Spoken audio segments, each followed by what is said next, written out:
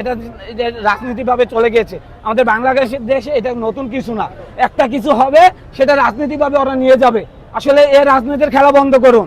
সব কিছু নিয়ে আপনারা রাজনীতিতে টানাটানি করবে না, সব বিষয় রাজনীতিতে চলে না। ছাত্র সমাজ জানে কীভাবে প্রতি উত্তর দিতে হয়। আপনারা সব বিষয় নিয়ে রাজনীতিতে টানারেসটা করবে না। এটা আংশিকগুলো আমরা অতি দ্রুত ছাত্র সমাজের হাতে তুলে দেওয়ার জন্য আহ্বান জানাচ্ছি।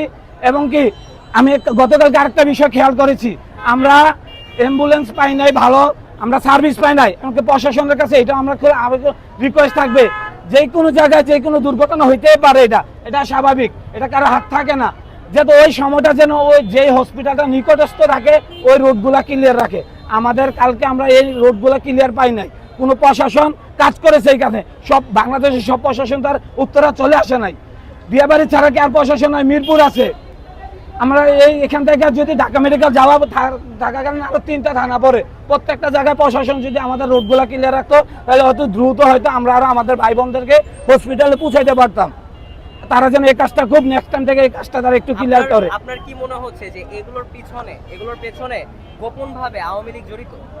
দেখেন, এখন যদি আমি বলতে যাই, আওয়ামী লীগ তো এখন দেশে নাই। আওয়ামী লীগ তো এখন দেশে নাই, এখন এটা আমরা সবাই জানি।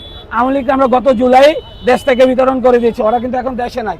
এখন পলিটিক্যাল ভাবে আমরা তো গতকালকে দেখলাম জামাতের লোক হসপিটালে ভিড় করতেছে, বিএনপির লোক হসপিটাল, ওরা রাজনীতিভাবে ওদের দলটাকে ইয়া করার জন্য ওরা চাচ্ছে। ভাই ঠিক আছে, আপনারা দলীয়ভাবে যাবেন, ওয়েলকাম, কিন্তু আপনারা এইভাবে যাবেন না। ওই মুহূর্তটাতে আমাদের ওই জায়গাগুলো ক্লিয়ার থাকা দরকার, যেটা আমরা খুব দ্রুত চিকিৎসা দিতে পারি। ডাক্তারদের স্পেস দেওয়াটা খুব দরকার ছিল। তো আপনারা যেভাবে একটা মানুষ 50 জন 100 জন লোক নিয়ে, আপনি একজন নেতা, হ্যাঁ একজন নেতা, আপনি 50 জন লোক নিয়ে আপনি যাবেন, যাইয়া হসপিটালটা ঘিরাও করছেন, আপনি লোক দেখতে গেছেন না লোক মারতে গেছেন? ওই সময়গুলো আপনারা একটু বিবেচনা করার দরকার ছিল। তা আরেকটা বিষয়, আমি আমার আপনাদের মাধ্যমে যারা আমাদের রক্তদাতা আছে, বাংলাদেশে এখন প্রচুর রক্তদাতা আছে, আমি সকলকে একটা রিকোয়েস্ট করবো, হাত জোর করে প্লিজ আপনারা সকলে যার যার নিকটস্থ হসপিটালগুলোতে আমাদের এই ভাই বোনকে নেওয়া হয়েছে, তারা একটু খোঁজ নিয়ে রক্ত দেওয়ার ব্যবস্থা করুন। আমাদের অনেক রক্তের প্রয়োজন। আমি নিজেও রক্ত দিয়েছি, আমার ও পজিটিভ, আমি নিজেও দিয়েছি। আপনাদেরকে আমাদেরকে হাত জোর করে অনুরোধ করব, ভাই আপনারা এগিয়ে আসেন, আমাদের আপনার রক্ত আরেকজনের প্রাণ বাঁচবে।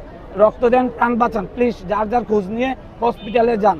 ও পজিটিভ রক্ত ফুরন্ত হয়েছে, আমাদের অন্য অন্য গ্রুপের রক্তের প্রয়োজন। আপনাদের কাছে রক্তদাতাদের কাছে যদি আমাদের একটা গ্রুপ, সবার সাথে তো আমার যোগাযোগ নাই, সকলকে আমি খুব আন্তরিকভাবে আহ্বান জানাবো, আমাকে রিকোয়েস্ট করবো হাত জোর করে, আপনারা একটু এগিয়ে আসেন।